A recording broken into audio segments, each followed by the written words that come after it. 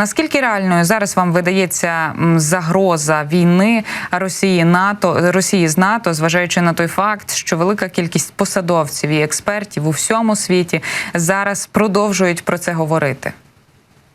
Ну, знаєте, от цей аналіз, який ви тільки що наводили пана Гофмана, він дуже реалістичний. Мені здається, що росіяни саме так і планують вести бойові дії. Війна, сучасна війна, вона відрізняється від тої війни, навіть така, яка відбувається зараз в Україні, тому що кожна нова війна, вона вносить свої нюанси, свої корективи. І робити от так, як... давайте так. Росія чудово розуміє, що потенціал НАТО, особливо Сполучених Штатів, як головної країни, найбільш потужної в військовому сенсі країни в НАТО, що навряд чи прямого зіткнення росіяни витримують. І вони, вони дурні, вони не полізуть про свою кількість ядерних ракет, що можна завдати удар, не полізуть вони проти НАТО, тому що НАТО, Сполучені Штати, армія на два порядки вище, на два покоління, точніше так, в їхньому зброї вище, ніж Збройні сили Російської Федерації. Тому вони будуть робити, це буде гібридна війна, вона так і буде виглядати. Може не зовсім так, як казав пан Гофман, але щось схоже буде. Це буде, давайте так, от вони спробують робити якісь дії, наприклад, борони Боже, в Естонії. Чомусь Естонія їх найбільше допікає, мені здається. З'явиться несподівана якась Нарвська республіка, яка буде вимагати допомогти російськомовним людям, які там потерпають від злих фашистів естонців, і вони ж нацистів, точніше, вони будуть, що там треба захистити своїх, і вийдуть якісь бабулі на якийсь мітинг, що це буде за бабулі, невідомо, але там когось там може вони якось... Це ж саме страшно. Ще знаєте, ми ж давно знаємо, що найбільш небезпечний спецназ – це бабулі в в'язаних шапочках. Вони непереможні. І хто буде цих людей заспокоювати, розганяти, якщо можна так сказати, чи просити їх закінчити оці такі свої дії? Звісно, це буде поліцейська операція, це будуть поліцейські. А за бабулями будуть стояти хлопці без зброї, в спортивних костюмах, такі новітні, які будуть робити провокаційні дії. І таке буде відбуватися... Що робити країнам НАТО, як використовувати 5-ту статтю? Навряд чи куди бити, по кому? По Естонії водити війська, куди водити? Незрозуміло. Потім там можуть з'явитися отряди самооборони, зелені чоловічки. Те саме може відбуватися на кордоні Польщі з Білорусі. Там можуть бути якісь провокаційні дії, тому що там щось Сувалський коридор, що там щось треба допомогти ще комусь. І це будуть знову не військові під прапорами Російської Федерації і так далі. Це будуть якісь люди, приватна військова компанія. Як застосовувати 5-ту статтю, атакуючи приватну військову компанію, це не прописано. І якщо навіть російські війська почнуть якісь рухи по Балтійським країнам, по Молдові, по Польщі, де вони там вирішать, я впевнений, що, на жаль, ми ж це бачимо. Почнуться консультації, почнуться наради, почнуться зустрічі. Треба буде якось домовлятися, щоб не було ескалації конфлікту. Це все, що сказав пан Гофман, воно так само приблизно буде відбуватися. До такої війни НАТО точно не готова. І тому росіяни можуть досягнути успіху. Війна – це не спортивне змагання. Тут не ставиться питання, хто переможе. В тому смислі, як ми просто перемогли заради того, щоб перемогли, нам в кінці кінців дадуть медалі або кубок, сідло большое, ковер, телевізор, подарок сразу вручать, а може бути вручать, як в той пісні про пластилінову ворону. Тобто так не це намагання досягнути певної політичної мети. І вона може бути в такий спосіб досягнута Російською Федерацією. Тобто війна буде гібридна, інформаційна, провокаційна, контрольований хаос, і так далі. І саме до цього треба готуватися, а в Україні вони будуть продовжувати використовувати переважно Збройні сили для того, щоб показати, наскільки страшно може бути, якщо не підуть європейські, ну тут може йти розмова про європейські країни, якщо вони не підуть на певні домовленості, що вони дуже хочуть і нас провокують на це піти. Ну домовляйтесь, ну що, жалко кусочок Німеччини віддати, ну що до такого? Чи кусочок Польщі, ну Балтії, ну що там та Балтія, скільки там та Балтія? Да, тобто, таким чином це буде відбуватися. І я впевнений, що якщо не почнуть дослухатися до таких розумних людей, як це норвежський аналітик, то перспектива, знаєте, у Європи не дуже добра. І вірити в те, що ваші там 25 танків, чи скільки там в Німеччині, жартують, зможуть зупинити Росію, ну нічого того не відбудеться. Вони, ви знаєте, ну по великому рахунку це розумна тактика росіян. Зараз росіяни нас на полі бою переважають кількістю зброї, сил та засобів. Що ми будемо робити? Ми будемо оборонятися і будемо, про це вже багато кажуть, будемо вести ще знайшла партизанської війни. Тобто рейди по тилах, ми будемо виходити з тих можливостей, які ми маємо. Для росіян, вони непритомні повністю, це вони на своїх каналах непритомні, а по військових діях вони доволі прагматичні люди. Вони чудово розуміють, що прямого удару прямого зіткнення вони не витримують, тому вони будуть робити щось таке, схоже на партизанські війни. Контрольований хаос буде створювати. І оце є велика небезпека. Як цього уникнути? Бити Росію тут. Не давати їй можливості оговкатись, не просто не дати можливості Росії там захопити додаткову територію. Якщо, тут вже не коли тут точно слово «якщо». Наші партнери в Європі, Сполучених Штатах і в усьому світі зрозуміють, що російський військово-промисловий комплекс має бути знищений, російська армія має бути знищена, Росія як держава в тому вигляді, в якому вона зараз є, має бути знищена. І от тільки тоді не люди, не звичайні російські люди, ніхто там проти цивільного населення воювати не збирається. В тому вигляді Німеччину, коли перемагали, фашистську Німеччину, нищили. І потім зараз ця країна – це локомотив Європейського Союзу, і там можна вважати навіть одним із лідерів в демократичних певних нюансах в усьому світі. От це треба зробити, не Росію знищити, а путінізм в Росії знищити, фашизм в Росії знищити, бо там фашизм справді. І тоді будуть якісь перспективи. А для цього потрібна зброя, для цього потрібні вторинні, третинні, сторинні санкції. Для того, що ми маємо, у світі є унікальна можливість зараз знищити дуже небезпечну фашистську країну як режим.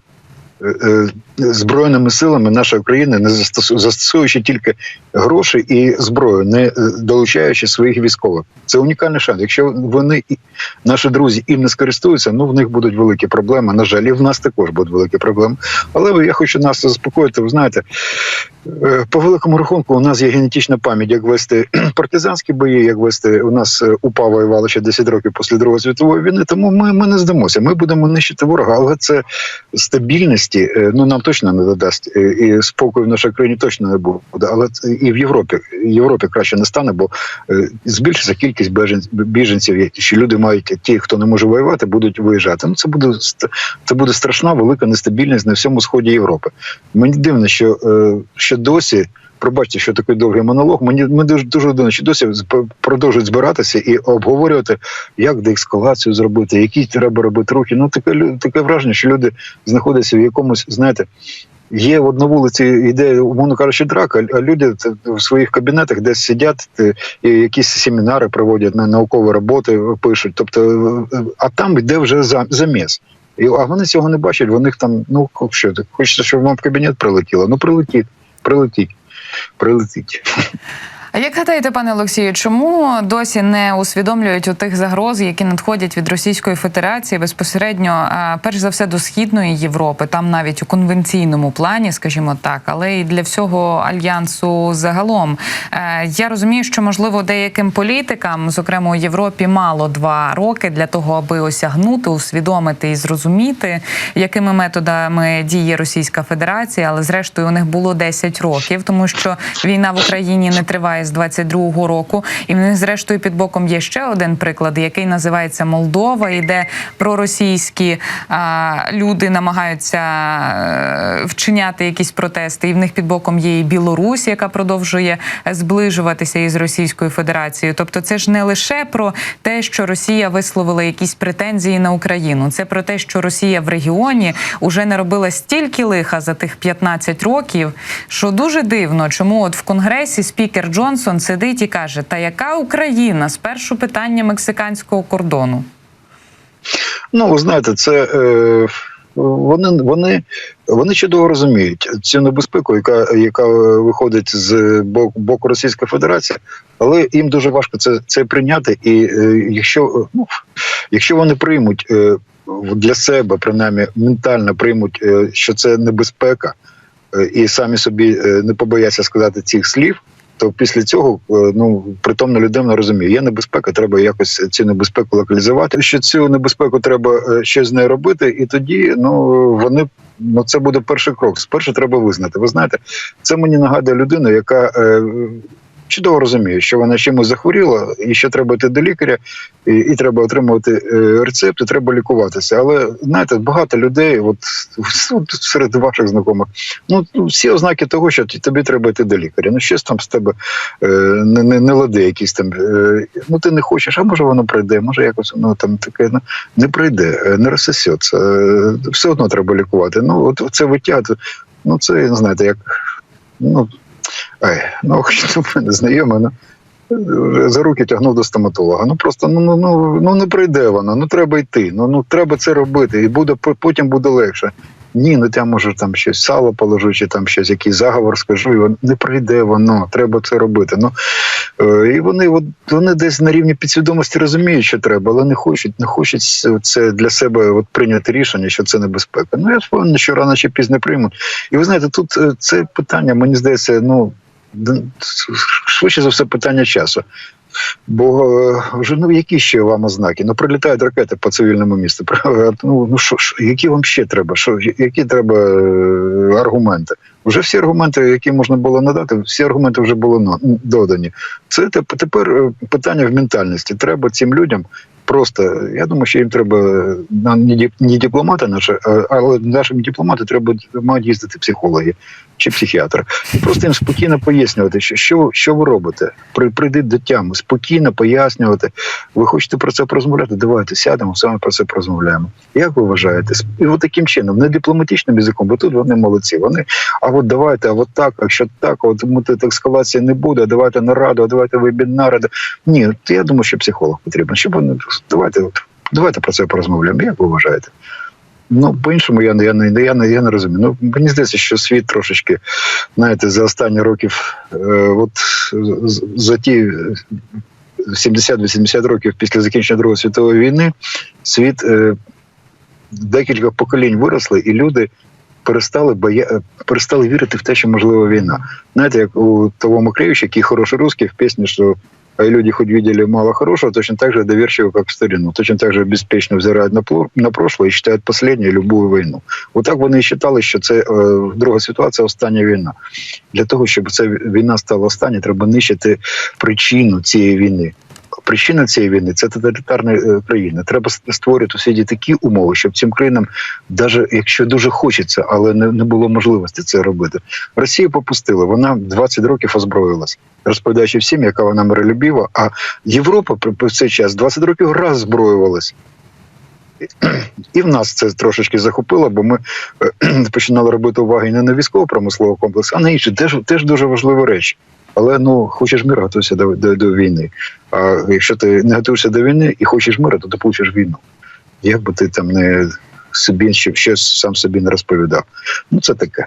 На жаль, це ми приходимо до філософських таких вже критеріїв. Що поробиш? Сподіваюся, що рано чи пізно дійде.